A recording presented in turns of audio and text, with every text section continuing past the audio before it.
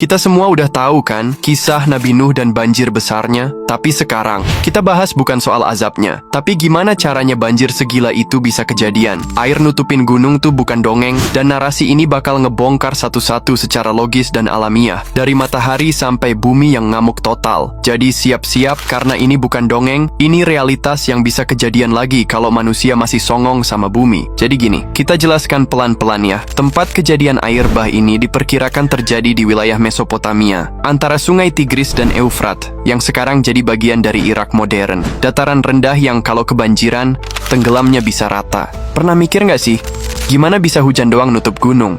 Masa iya cuma gara-gara hujan air bisa segede itu? Dan itu bukan gunung kecil ya. Kapal Nabi Nuh akhirnya nyangkut di Gunung Judi.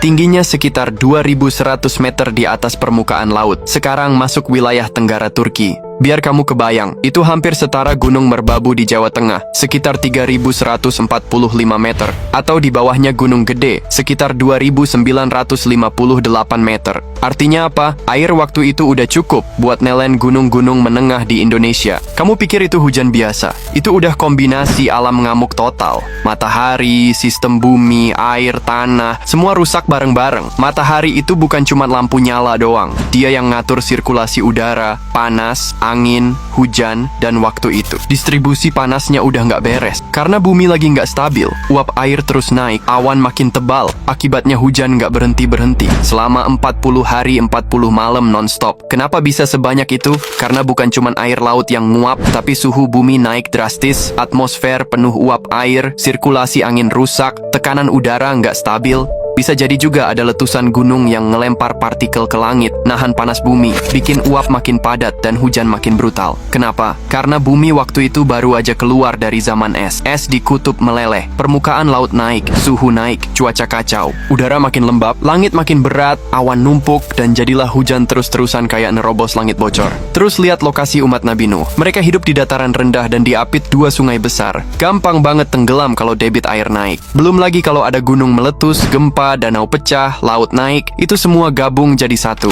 Air datang dari atas, bawah, dan samping. Kamu pikir air bah datang sopan? Enggak, dia hantam semua yang ada. Dan kalau kamu tanya, emang alam rusak sendiri? Jawabannya, ya enggak lah, manusia juga ikut andil. Mungkin mereka udah buka lahan ngawur, babat hutan, nggak jaga tanah, main bangun di pinggir sungai, terus pas banjir nyalahin Tuhan. Lah, kamu sendiri yang gituin bumi. Apalagi kaum Nabi Nuh udah keras kepala, dablek, nggak mau denger omongan Nabi. Kamu ngelawan sistem Tuhan, kamu bakalan dilibas sama sistem alam. Udah jelas kok, kamu rusak aturan langit, langit balikin semua ke muka kamu. Maka waktu bumi ngamuk total, ya udah, air bah jadi alat pembersih. Bukan cuma bersihin tanah, tapi bersihin manusia bebal. Jadi kamu pikir zaman sekarang aman-aman aja?